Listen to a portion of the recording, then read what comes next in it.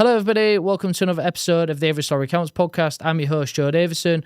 On this episode, we have with us Marcus Pereira. He's had to deal with some horrendous sexual abuse as a child, hooked on drugs very badly. Now he changed his life around, running a very successful addiction program.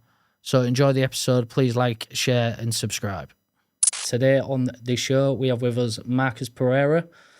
Marcus lived a wild life, to say the least, haven't you, mate? Yeah, not short of a rock star life. Drug problems, numerous incidents that you've had. Now you've changed your life around, haven't you? Yep. Yeah, got a program going for addiction that seems to be really taking off, mate. It's really impressive, I'm not going to lie. So yeah, let's get into it. Talk about your childhood, mate. Yeah, so I think everybody's got some sort of story they can talk about, you know, from the childhood or... I didn't really realise at the time when you're a kid, you don't realise sort of how bad things are or how traumatic things are, you know, until you get a bit older and you look back and you think, fucking hell. What was it like when you were young before school? Was everything fine then? Everything were good, you know. Good upbringing with my family, with my parents. My parents were brilliant, you know. They did everything that they could do for me. But I think it was just that losing my dad at a very young age, that obviously that I didn't really feel the impact of that until I started getting older, maybe in my teen years. What age did you lose him at? So I was 4 years old, he was 21. Four? Yeah, I was 4. So I've got memories of him, you know what I mean? And from what I was told, what I remember, you know, he was a very loving dad and, you know, his world was sort of centred around me and it was quite... I can't actually remember the time where the penny dropped that he wasn't about anymore. Do you know what I mean? You just can't. It's kind of like a blur, you know. And then you next minute you're just in another stage of your life, and you just know that he's not there, type of thing. Would you say you struggled a little bit for a role model then when you were younger because of that? Yeah, not having that father figure. 100%. And I think that sort of paved the way for who I became in terms of hanging around with people that were older than me, a lot older than me. Maybe just looking for that North Star, you know, that bit of guidance, that sort of strong male role model. And the guidance from the wrong people as well. Yeah, probably, yeah, sometimes. I mean, you know, I look back at some people that I have associated with and stuff, and sometimes it's easy to say people at wrong people. It's easy to say that, you know, that wrong crowd or that type of thing. And I did for years.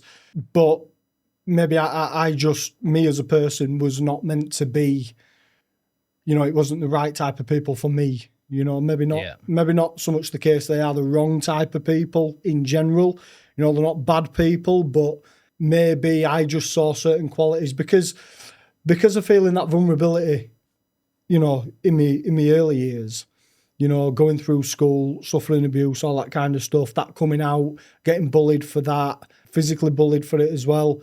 I think it was like, you know, that on my own accord, I sort of got drove towards things like martial arts, boxing, all that type of stuff. Never pursued it. I think it's a great thing. Yeah, but I never... more kids should be doing it. 100%. But I never pursued it to like a level that I know I'd have been good at, you know, and I know I had the minerals there. But I never did that, and I kind of sort of gravitated towards people that had a lot of life experience, been in a lot of dangerous situations, had this reputation type thing, and I wanted to be sort of associated with that. I think there's a lot of us that have been the same. Yeah. I think myself as well. When you're younger, you're with that wrong sort of crowd. Yeah. And I think as you grow up, a lot of times you sort of nurture out, you get away from them. But a lot of people now, even people that I'm friends with, they're still stuck in that crowd, and they can't sort of get out of it. Yeah, that's it. It's because they're all it's what they've become accustomed to. Absolutely. What were you like? What were you like at school? I got along with everybody. Me, I got along with everybody. You know, goths, moshers, rugby players, performing arts. I got along with everybody, and that's probably because I dipped my toe in everything at school. You know, a lot of sports. Performing arts, music, all that kind of stuff. I got along with a lot of people. So at high school, I'd done year 7 to year 10 at Airedale Academy. Well, it was Airedale High School at the time. And then for my last year, because the the bullying and all that kind of stuff kind of started to get a bit more out of control. It was more mental bullying really than more verbal, because nobody would physically do anything to me at that age. Nobody tried to put their hands on me because they know they'll get a fucking crack. But it was more how it made me feel. And literally, you know, before age of 14, there were 5 suicide attempts. And so my mum were kind of in that situation where she were like, you know, we need to make your last year of school, high school, pretty, you know, we need to improve it. So we're going to move you, but it was a case of, is moving you for your last year a good move, you know, having to readjust, settle into a new school, that type of thing. And I did. I moved school to Cass Academy, Cass High, down road, fitting pretty well there. And yeah, that was that. And I think that's, when I moved to that school, that's when I first got the taste of drugs, to be honest. That's...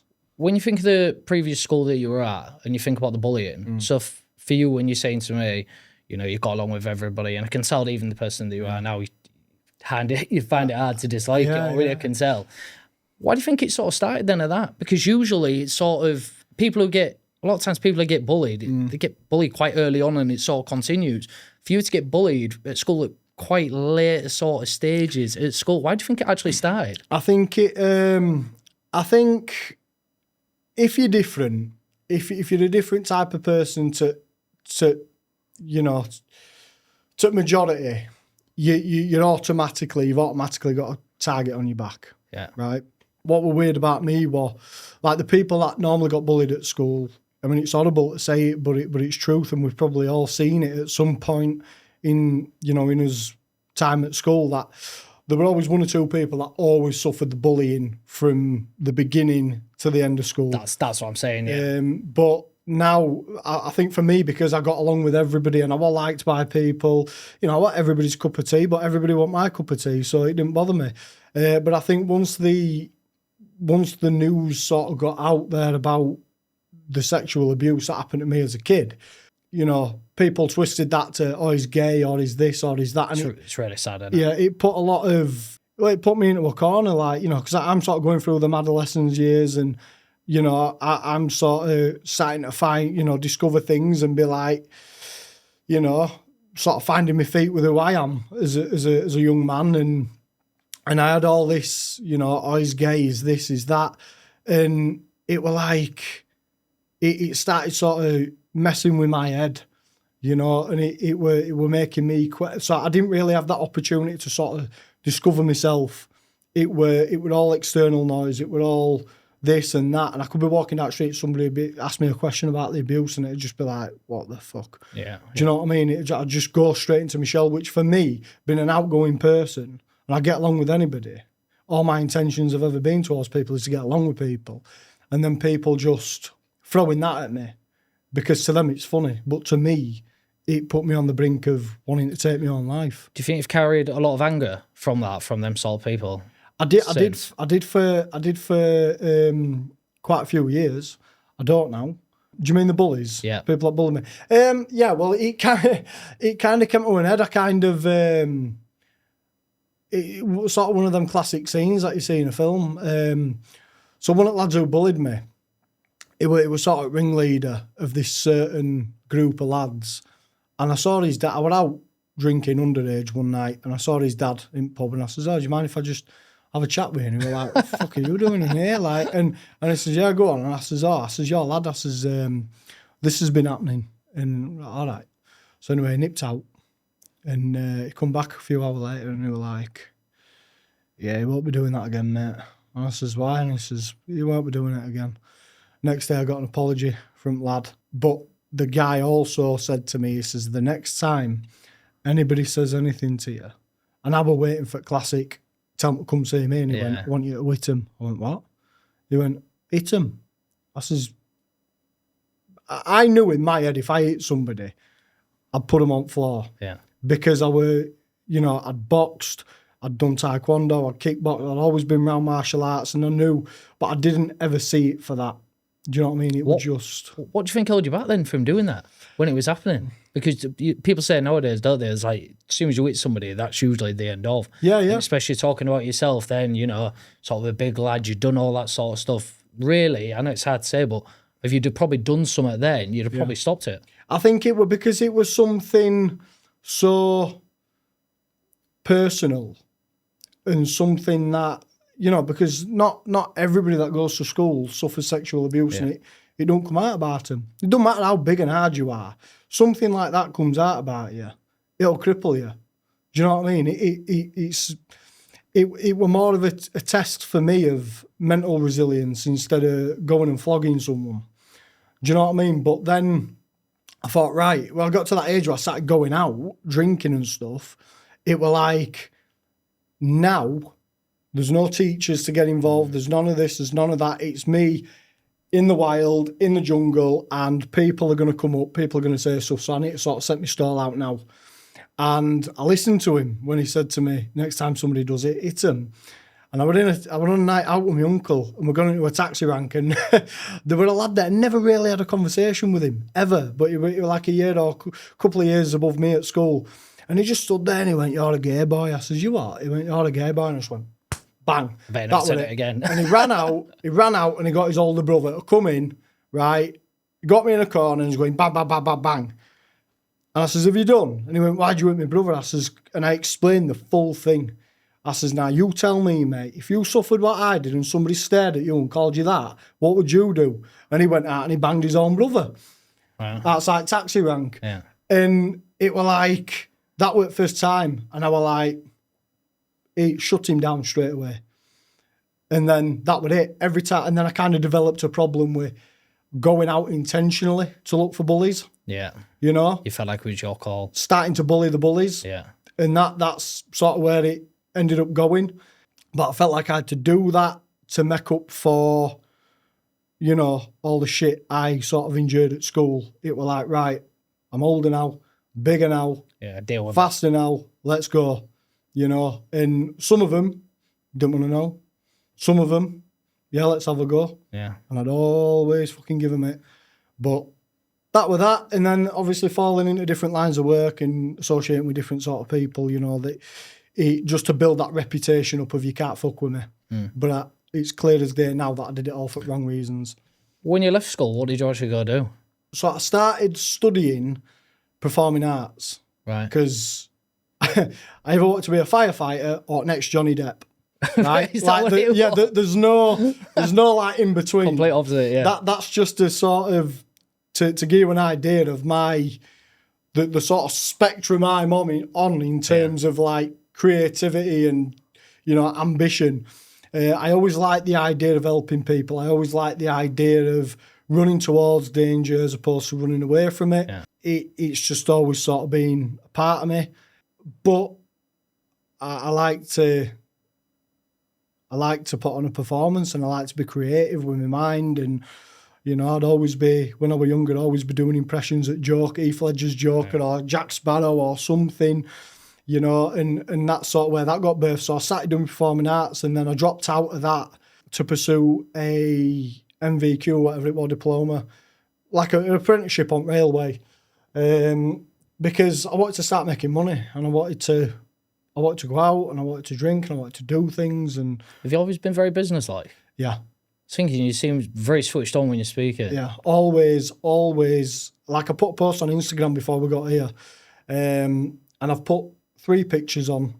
And first one is a picture of me, 18-year-old, wearing a suit that's too big for me. Skin fades weren't invented then. So I literally got this comb over with this overgrown hair at the side, literally trying to flog anti-aging equipment to a bunch of older people. Sounds like Del Trotter. Yeah, that's it, mate. But that was it. Sort of started at 18 years old, and you know, there's that picture. And then there's a picture of me and Vernon Kay when I did security for him one night. That was my own company. I literally just found a way to get big jobs, to get myself out there. Like I marketed myself in such a way that, like I was running the business for not even 24 hours and I got all these big... It's no wonder you're doing so well now, big mate. I just sort of take everything that I've done in past and sort of put it into what I'm doing now, you know. But the post on Instagram, it says, you know, I tried, I failed, tried, failed again, and then boom, got paid. Simple as that, you know. I think a lot of people give up too easy, don't they, sometimes? Of course they do. Do you know what I mean? But you need to get to that stage where you've felt that giving up feeling like 100 times. Like, I've been there, I still go through it. I know we'll come to it, but have you had that in your business that you're in now as well? Oh God, yeah. God, yeah. Like, there's been, you gotta think I'm working in an industry that demands so much of my time, but my own recovery demands so much of my own time. So trying to look after myself while trying to deal with loads of other people, their recovery's on my shoulders. Trying to come do stuff like this, do that, be a dad, keep fit. How do you do that pressure? Well, you know what's funny, right? The life I've got now, I don't have millions in the bank yet, right? But the life I've got now is what I always wanted. This is what I saw from being young. I remember sitting in my bedroom, watching videos of Floyd Mayweather, Conor McGregor, Richard Branson, Warren Buffett, all those types. And I was like, and they always used to talk about financial freedom and money working for you and all this kind of stuff. And I'm like, that's the shit I need. That is what I need. And it became apparent to me at a very young age, I do not like going, clocking in and clocking out and working on somebody else's role. Yeah, I know what you're saying, That stuck for me. And anybody that knows me, especially my family, will say, you cannot work for anybody. You just can't. And I can't do that. It's not that I'm lazy. I just can't. I need my own time. But now, all I ever wanted was to be able to wake up whenever I want to wake up, go train, get in the best shape I could ever be in, push my body to limits, be around my family, be around my missus, eat good food, afford to take them away multiple times a year, have my own business, have money work for me, be out there and help people, everything. So a lot of people see the end goal as money. It's not. It's the time freedom to be able to do what you want when you want to do it, right? So it's sometimes, I still have daily stresses and stuff like that because people think, I've got all this time to do those kind of things, but at the same time, I'm always on the go. You know, some people would look at me, what I'm doing now, and go, oh, it's all right for you, you got all this time. Listen, sometimes the 9 to 5 clocking in and out is easier compared to this. In it strange though, do you think, society-wise, because society tells us that anything but going and doing a 9-5 is weird. Yeah.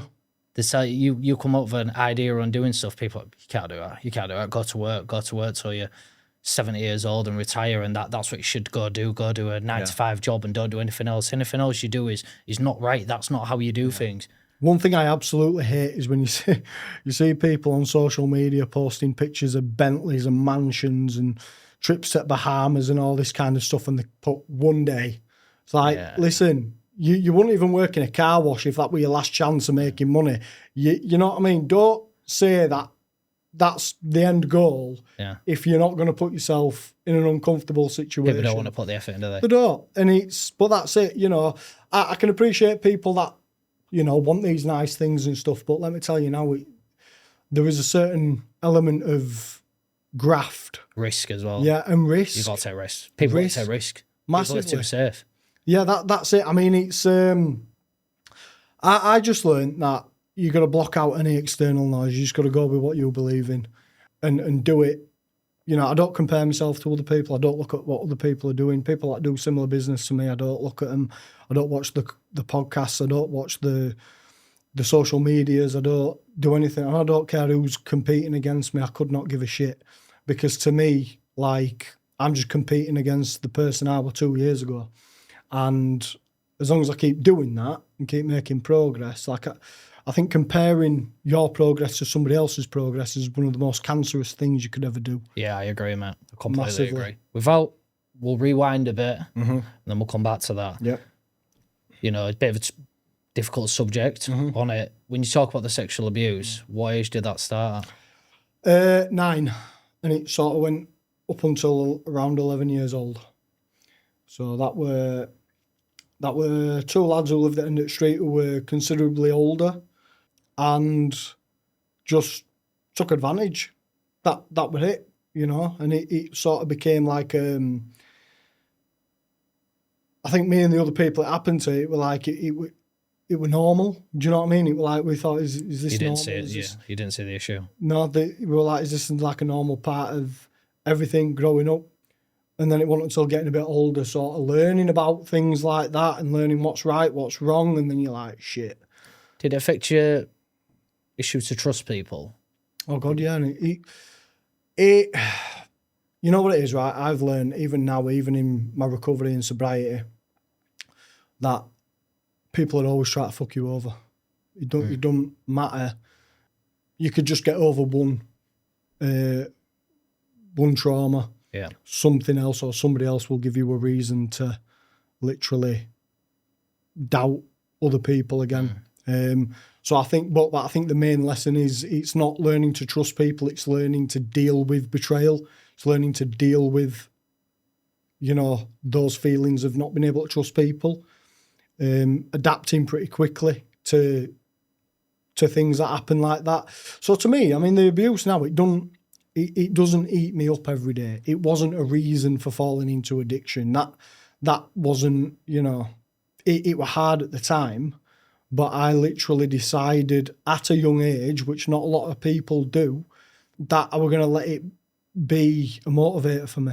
I wasn't going to let it be. When did you actually get to that? Because you hear of so many people that don't actually recover. Yeah. Some people don't. They end up on such a slippery slope that is it, fully, and they never recover. How did you manage to get the mind sort of, listen, I'm going to use this as a motivation, this isn't going to stop me? You know what? Like, some people might be able to resonate with what I'm going to say, some people might not. But when you know, and this might sound a bit big-headish or cheesy, I don't know, but and if people don't understand it, then try work it out and understand it. But I knew I was different to a lot of people, and I knew that I could achieve some amazing things in my life, and I knew that at a young age. And as much as there were a lot of shit being thrown at me bullying-wise because of what happened, and the abuse were living in my head sort of rent-free for a lot of years, I also heard what other people were saying to me in terms of, you're a character, you're this, you're that, you're going to go far, and I listened to it. I didn't block it out. I listened to it, and it absorbed. And then I kind of ran with that. And I was like, well, let's use it, let's use it. And me now, the advice I give anybody, use your pain as power. Use any traumatic event that's happened to you, right?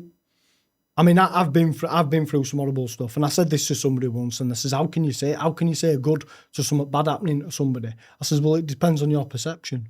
But when people ask me, how do you feel about that happening and that happening, I say, good, whatever. It is what it is, because it shaped me who I am now. People say, don't they, about, we speak about like boxers and things like that. How many times do boxers say that the best boxers have come from the most difficult upbringings? 100%. The people that have had the best upbringings at times, they don't work the same way.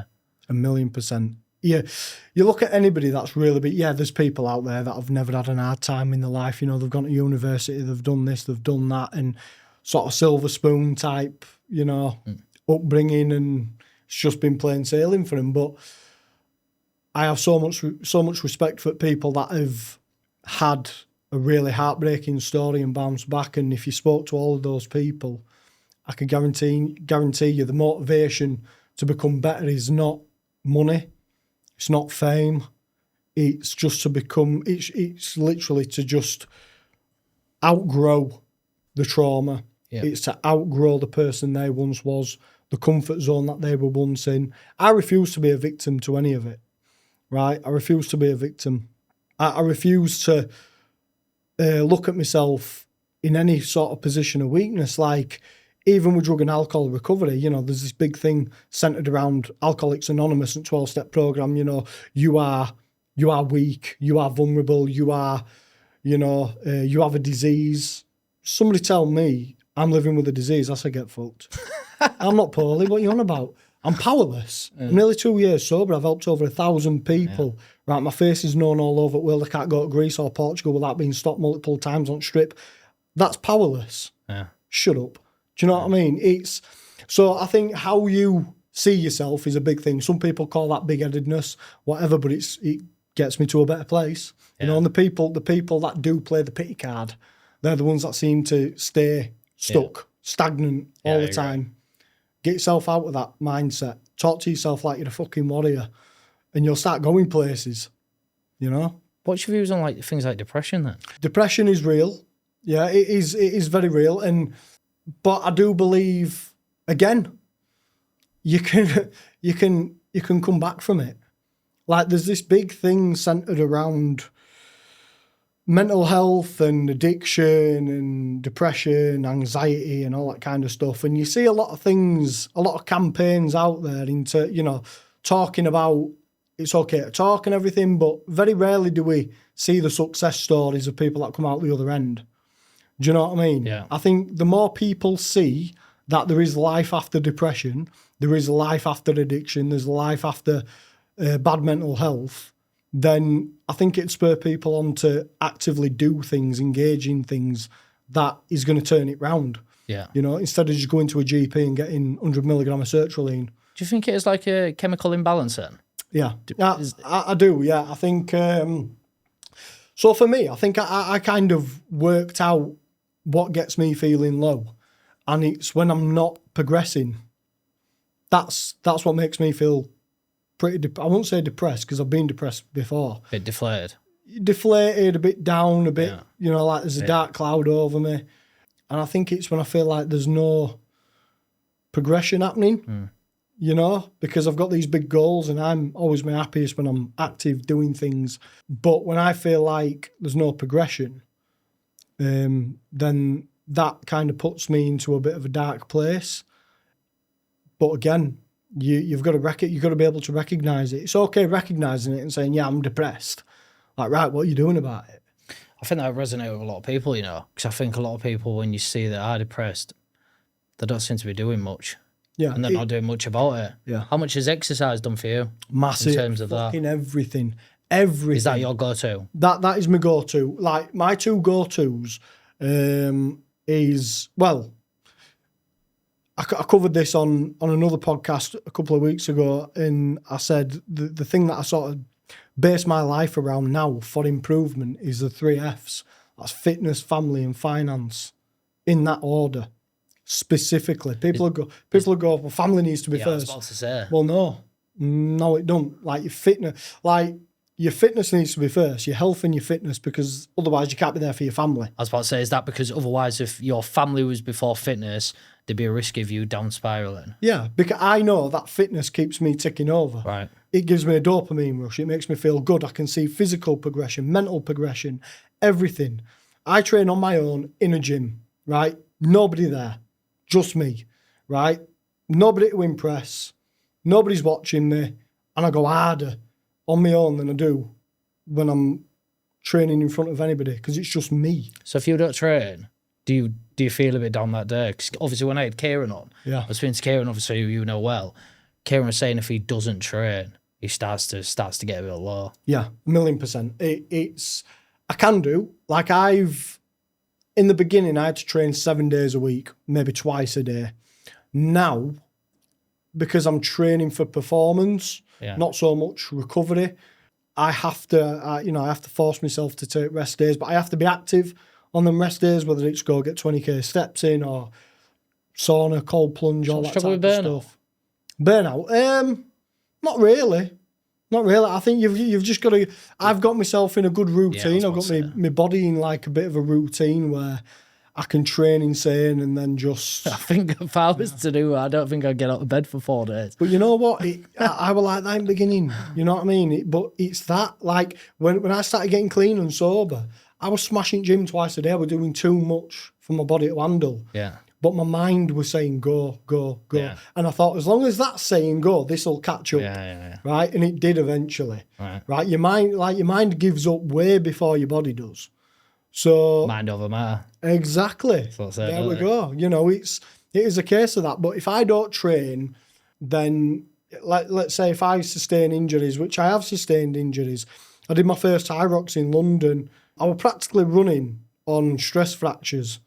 And I couldn't walk the day before. I was limping around London. Like, all under my foot were dead. I were literally a write-off.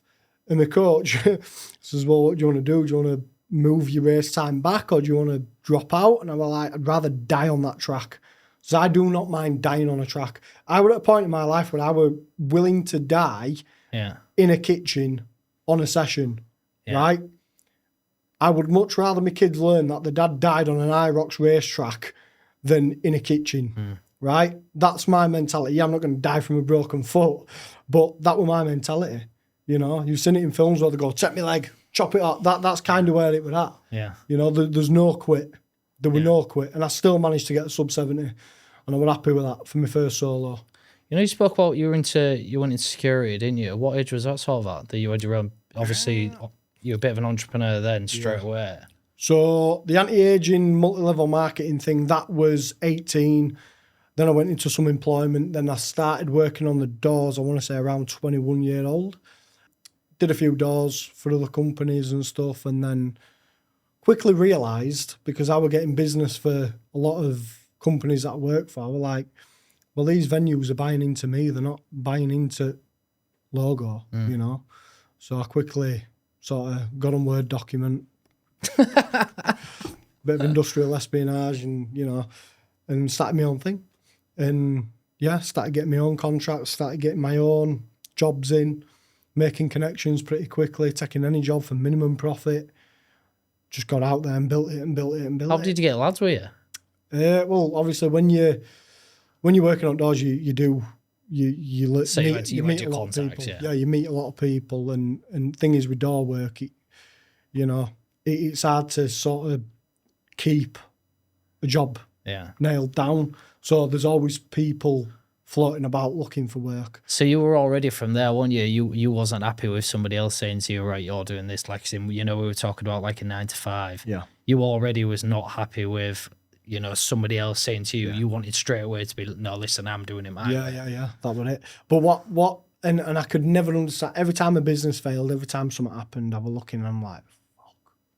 Like, what the fuck, you know, like, when am I going to catch a break here? You need them sort of things in life, oh, don't God, you? yeah. I do now, realising now, because I thought, I don't want it to happen when I'm 30. Because then that's too late, mate. I'm 30 now. And I feel youngest and fittest I've ever been. And it's like, now it's happened. And I'm like, I had to go through that. Do you think being a dorm would give you a sense of sort of power that you didn't really have as a child because of everything that you went through? Did I always do it right? No. Not always. I didn't, you know, sometimes, did I abuse that power as a doorman? Yeah, sometimes. Yeah, I think they all do. You hear about people, you know, getting caught with drugs and things like that. You know, I know you were obviously doing drugs while you was on the doors at times. Were people keeping the drugs? I know of people that were doing that. Yeah. Is that because that's what you hear of? People have said before, there was like, oh, you see bouncers that took that stuff off him and I've seen him put it in his pocket and things like that. It happens. You know, it happens. Listen, it's like anyway, you get good eggs and bad eggs. Do you know what I mean? More bad eggs. But, you know, there are some really good door staff out there, and, you know, and whether they're doing that or not, what you kind of have to appreciate is that every time they do put that tie and that badge on, you know, they might not come home.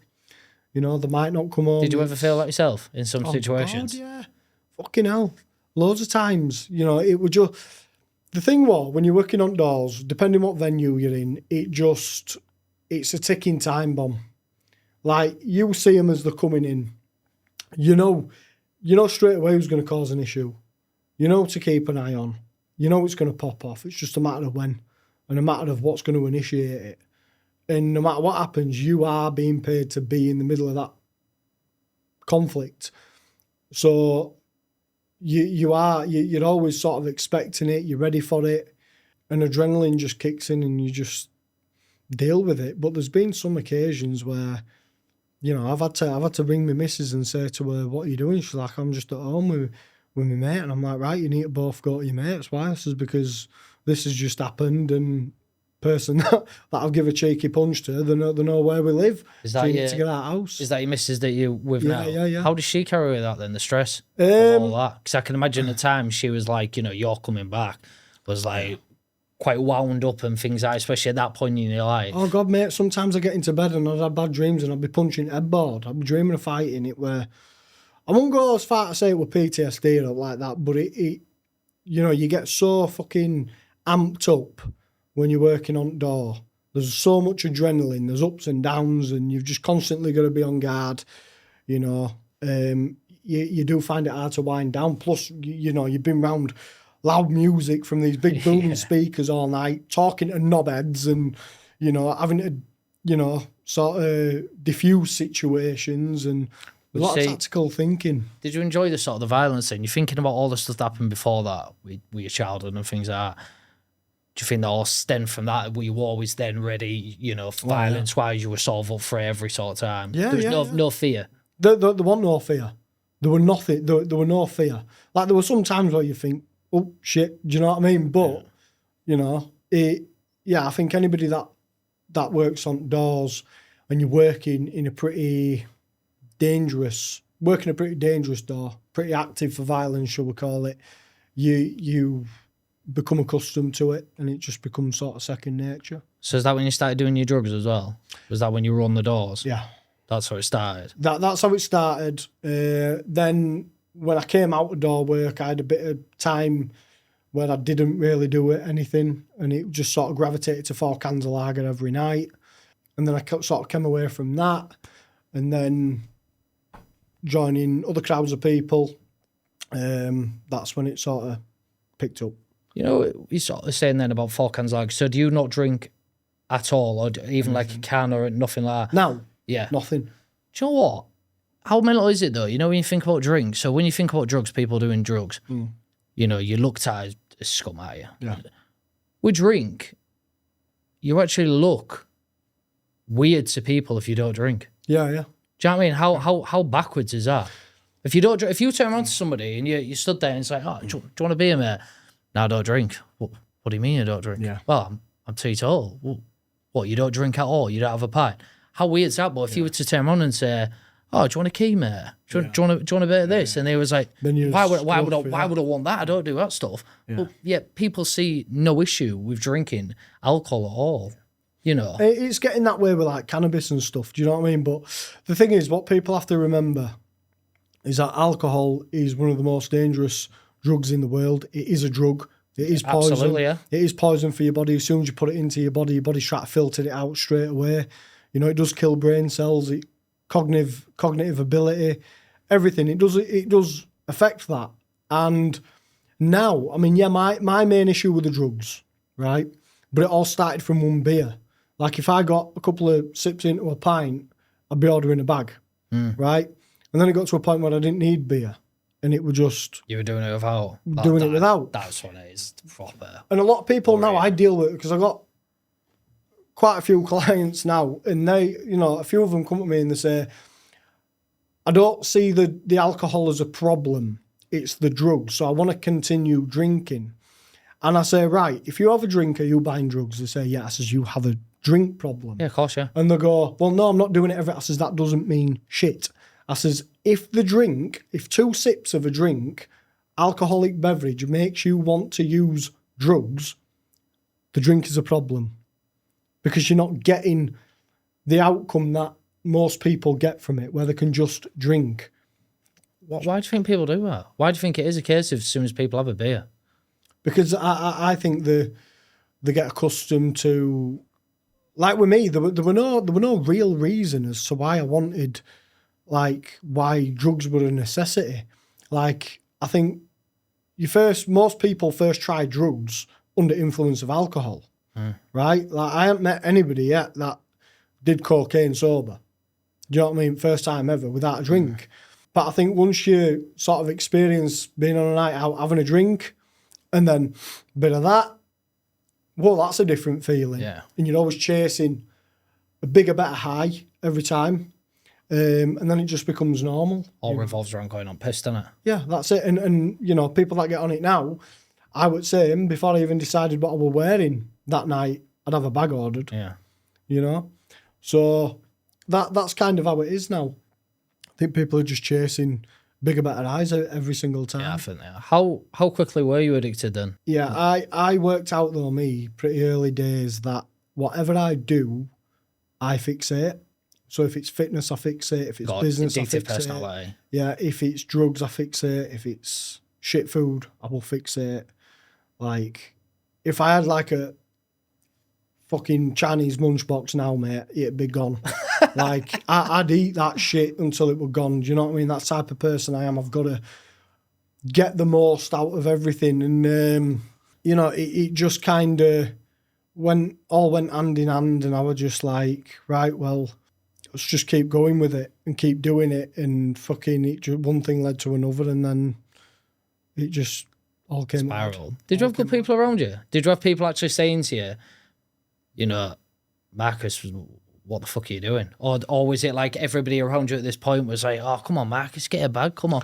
Because there is some people that all their mates that they actually have are complete wrong uns, and they're never gonna break the cycle. Some people, because they can't. The people that hang about with, you see it and like, look, until you take yourself away from these people, you've got absolutely no chance. I identified that, you know, if I wanted to get on top of the problem, then I had to get away from the majority of people that were doing it, where it was sort of accepted, where it was like a part of life for them.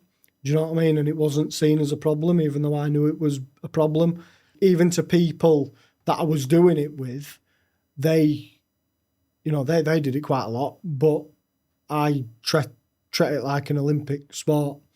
Like, I were professional coke sniffer, you know, and it progressed on to crack and meth. And when people got wind of that, they were like... So did you sort of spiral down to that sort of stuff with your other people that you mates with not as much going down that road? Yeah, I mean, there were one or two, you know, that were sort of kind of going down that road, even if they didn't want to admit it. A lot of them could just do it social. A lot of them had problems that they didn't want to talk about, that they didn't want to acknowledge, you know, that they were as bad as me. But I think because my behaviour became so erratic, you know, conspiracy theories, my missus were cheating on me, fucking like accusing people in my circle of betraying me and all that kind of stuff. It started to spill out from actions to, they were starting to notice stuff, how I was looking, very drawn in face, pale, overgrown beard, losing weight, everything. And I just became a shadow of myself. Oh, how was that on your missus then? If she could see, really she could see the way you were going and she couldn't stop you at all. No, she couldn't. Like, she is the strongest woman I know. Like, literally.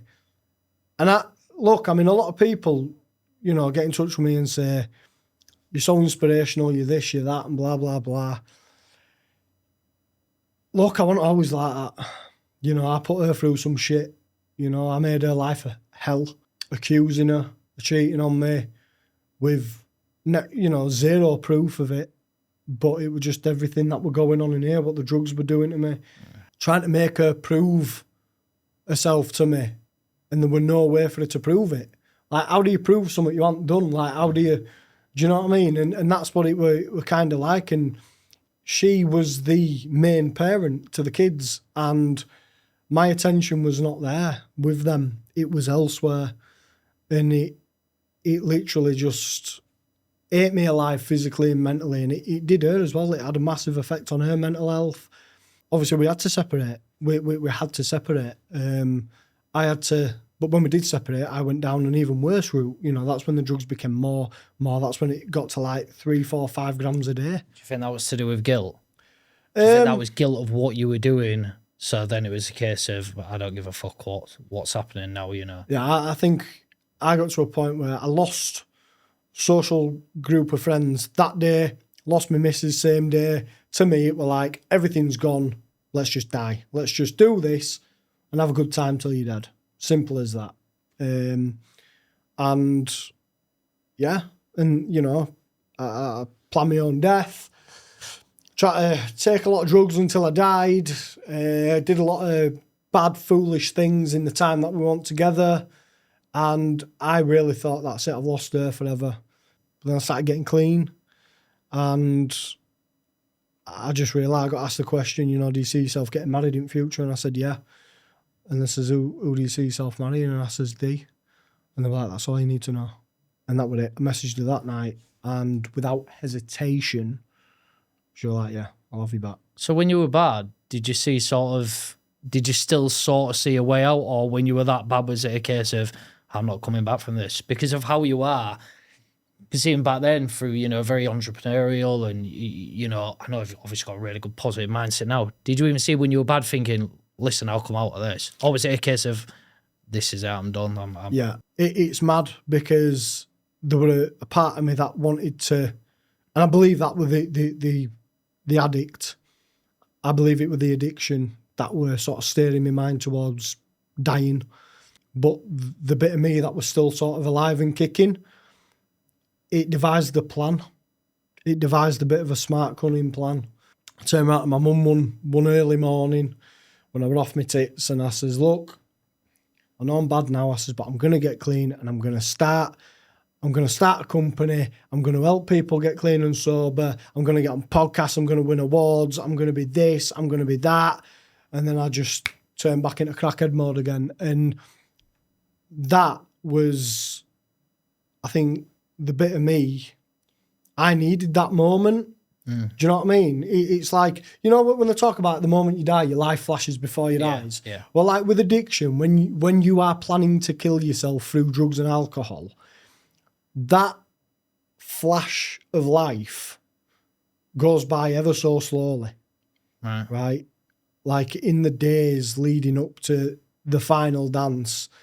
And I had a lot of mental shit going on, but still it were like, so if you can imagine here, there's this death, destruction, paranoia, guilt, shame, let's just kill ourselves.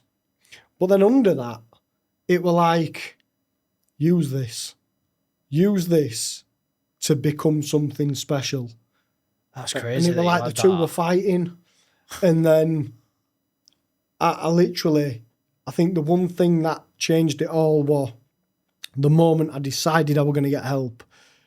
I thought, you know what? I need to put myself in a position where I can't take a back step. So I advertised it all on social media, put it all out there. I'm a crackhead. I've got a drug problem. This is that. That's this. Bang, bang, bang. Everybody knew I had a problem. And did that take weight off your shoulders? It did, but it put more pressure on because I knew eyes were on me. And then you had to succeed. I had to succeed. That's the thing, isn't it? Eyes on you. People watching you. People, as bad as it sounds, there's some people out there that don't want you to succeed. There's people that want you to fail. But even now, right? So when I have bad days now, like let's say business is slowing down or whatever, which at minute it's just absolutely fucking flying. I always remember this, that even when I was ready to die, I was still planning on making my fortune. Yeah. So I knew everything I was going to do now, I knew I was going to do it. Everything I've done now, I knew I was going to do it. Yeah. I knew I was going to start mean and clean. I knew I was going to be this face of recovery and sobriety and be on these podcasts and, you know, have multiple streams of income and help people transform their physiques, their lifestyle, the mental states, the financial income, everything. I knew I was going to do that. I put it all out there while I was preparing to kill myself. I was preparing to kill myself, but then I had goals of succeeding. But I had to let the goals of succeeding overweigh the desire to end my life.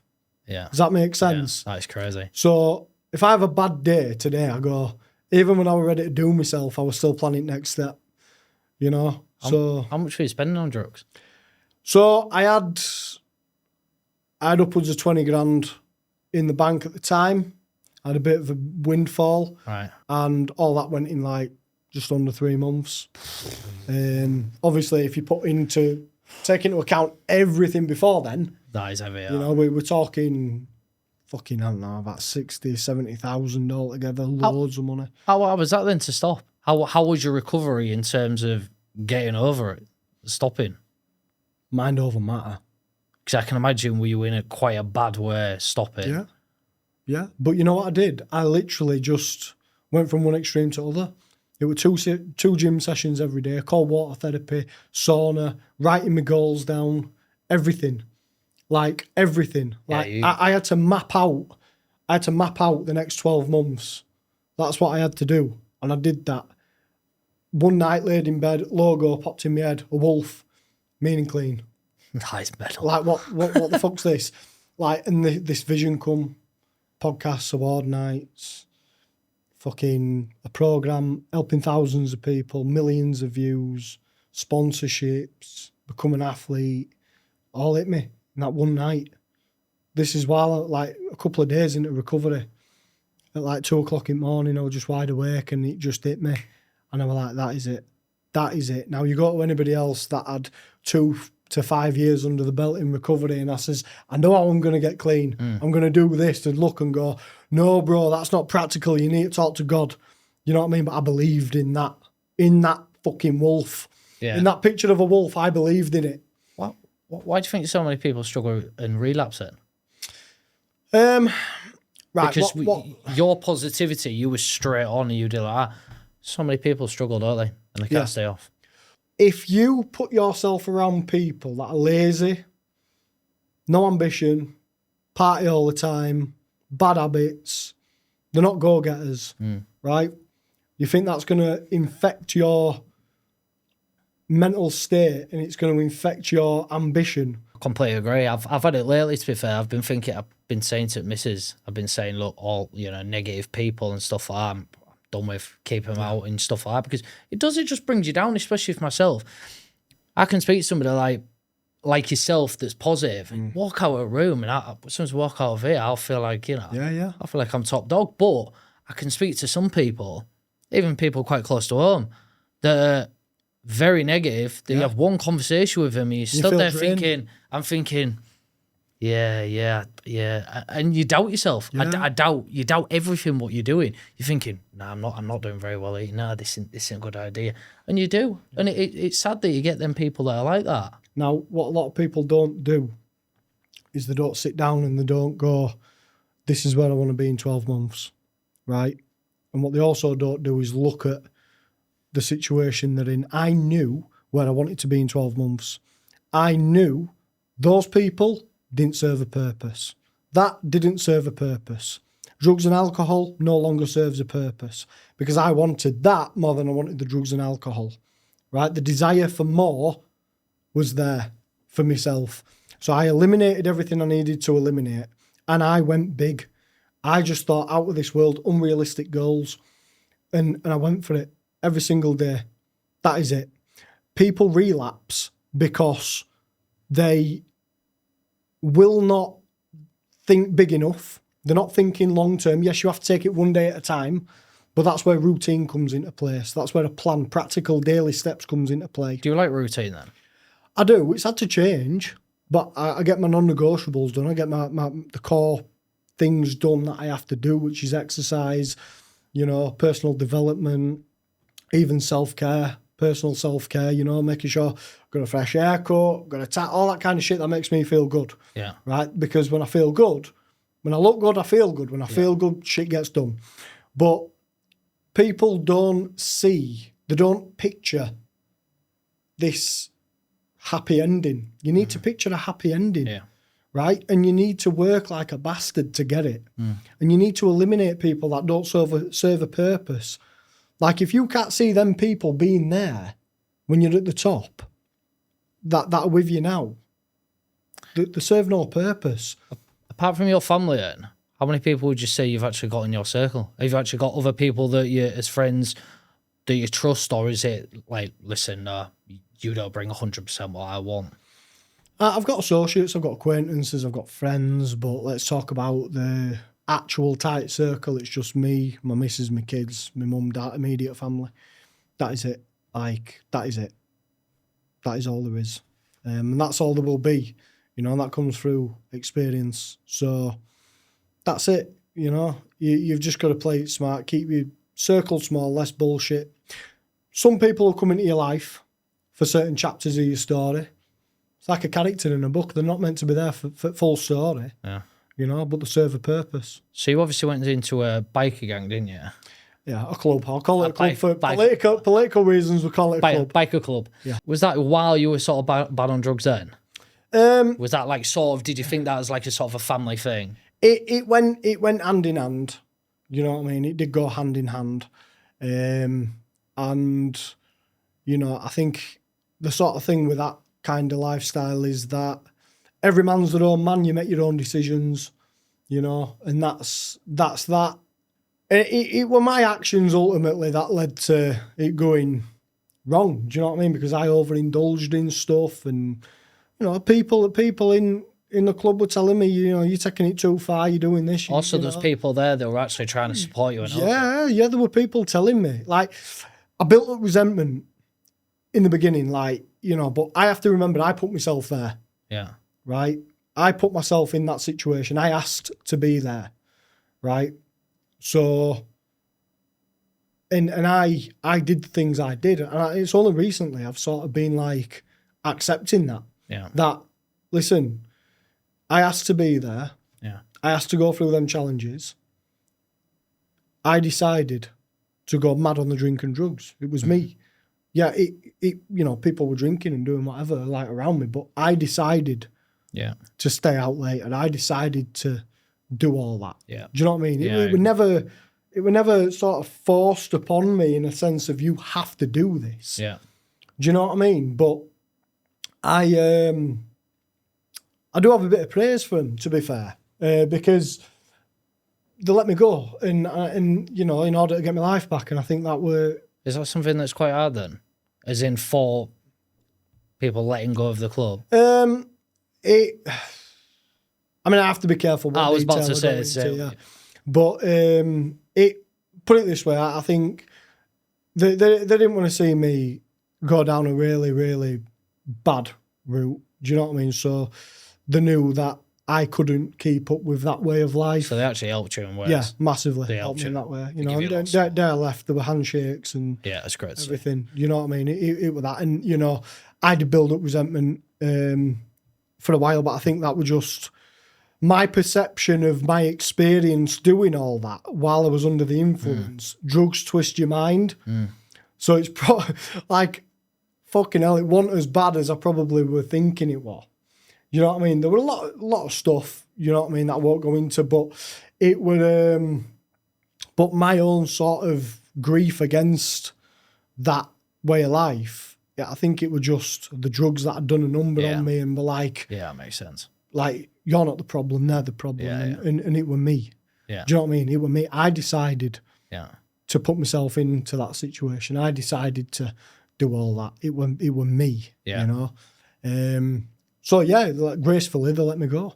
You know? I fucked up loads of times, got given chance after chance after chance after chance. At least you left on good terms. And then it were like, I mean, I shouldn't have done. Fucking hell. Like, I shouldn't have been out on good terms, but I did. And, you know, I do thank them for that. Yeah. Because it gave me a chance to move on. And I remember, because I was on drugs that day, and I remember getting home and being like, as shit as I felt, because I just worked to try get into this club, and it never happened for me. You know, I kind of felt this weight off my shoulders, right, I can try build now. Yeah. I can try get on with my life. Do you know what I mean? Yeah. But somewhere between that, I kind of got my wires mixed up and sort of blamed them in my own head for everything, and it wasn't their fault, it was mine. Well, at least, like I say, you're out on good terms and everything's gone well. Yeah, that's it. And I've still got a lot of respect for, you know, some lads in there, you know. And that's that. But every man's their own man. Everybody makes their own decisions and stuff. And, that's that, really. Explain to us what mean and clean is then. So, mean and clean. Now, you see a lot of pages on social media, and it's all sort of very clinical and very religious based and everything. Everything that's out there around recovery is kind of like, you know, hypnotherapy or 12-step religious sort of thing. I wanted Mean and Clean to... It's basically a program based around how I got clean, how I got sober. Yeah. It's practicality. It's realism. It's looking at the problem you have as an addict and saying, how can we flip that shit around and turn it into power, you know?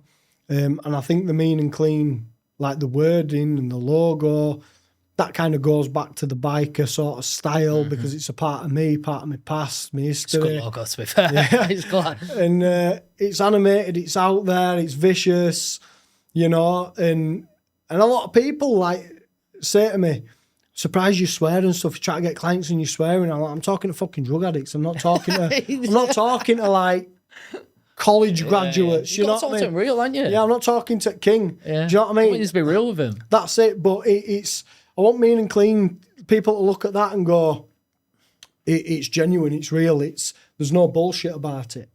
You know, and I will with my clients sometimes. If they start playing violin for themselves, I'll say, fucking puff your chest out. Who do you think you are playing violin for? You said, you know, come on, get your ass up, get stuck to the plan, get shit done. How do you deal with him relapsing? With relapse, there is a lesson in everything, right? So you need to look at a relapse and you need to assess what went wrong. Where was your mind? What led up to the relapse? Did you have a bad week? Was it a bad month? Is there a problem underlying? Did you get invited somewhere? Did you feel like you were strong enough to go to a social gathering?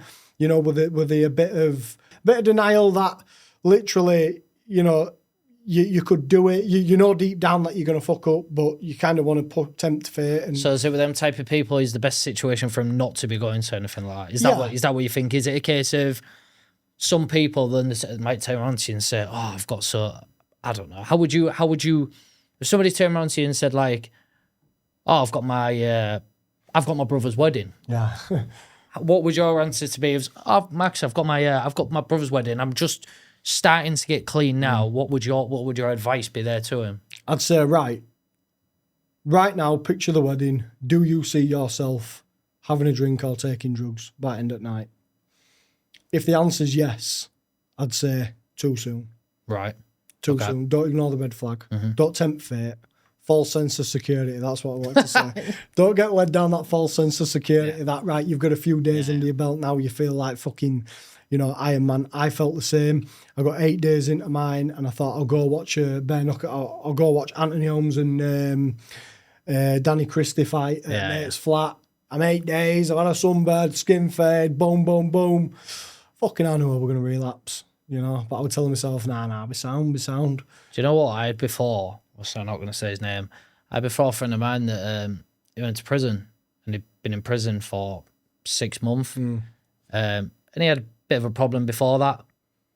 We thought the best place for him would be there. Went inside, looked really good. He came out, he stayed off everything. We was brilliant. So, you know, it's changing, you know. First night you get out, straight on it. Looking at really healthy, looked really well. First night, back on it. Yeah, that's it. And you start to give up on people. Did people start to give up on you when you were bad?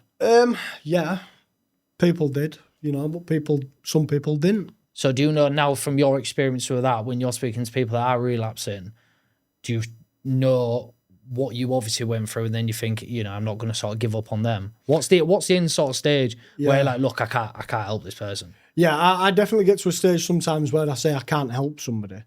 You know, I don't want people to think that I'm trying to say that I can fix everybody because I can't. They've got to fix yourself, haven't they? Yeah, like literally the hardest type of client to deal with is young ketamine addicts. Right. Because they're at a stage in life where they think they're invincible and they don't listen, they don't engage, and it's horrible when I know I can get results with people. I can help people get clean and sober. I can help them start businesses. I can get them in shape. I can turn the fucking mindset around.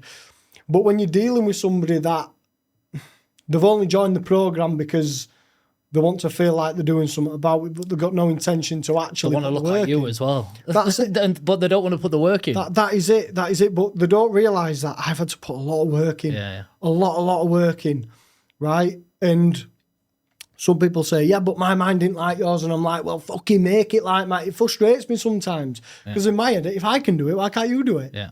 Do you know what I mean? How do you stay grounded? You know, with everything that's growing, because I imagine the business from where it started, how much is evolving, how do you stay sort of grounded? Again, my core principles, I make sure I train every day. And I know that if I I've lived a life that was fucking horrendous, right, in my head. Now that is good. So I know what got me to this good place, so I need to keep that. Yeah. Right? I will not, like, you would never see me, if I were a multi-millionaire, you'd never see me in casinos, you'd never see me in, like, nightclubs and, you know, flashing all this about or anything like that. I just stay humble again. 3Fs, fitness, family, finance, that is it. I just keep working and, you know, I think that's a great attitude to have, mate. That is it. Just focused on it. Yeah, that is it. And I focus on big goals, big goals, you know, and once I've accomplished that, let's go to the next thing. Let's go to the next thing. And how many people can I help and bring up with me? Yeah. Right, but you got to think about the pressure that is on me. You know, one drink, the way I look at it, if I had one sip of alcohol now, game over. Yeah.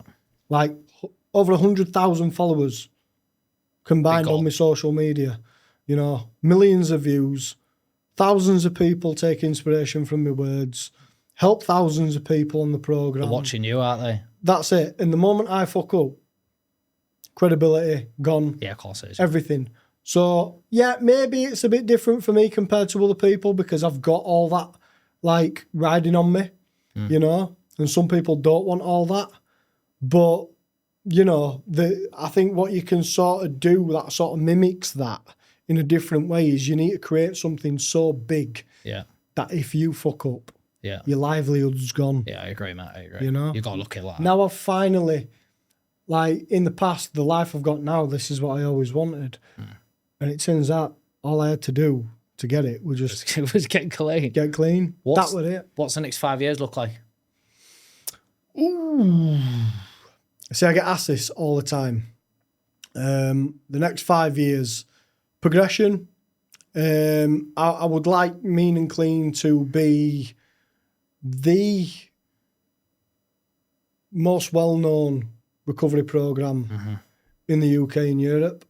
I would like to have helped over 500,000 people somewhere. I think, mate, if that's what you're looking at, you'll do it. Yeah, with the focus that you have and stuff like your attitude, I think whatever you put your mindset to, I think you'll do it, mate. Where do people find your programs then?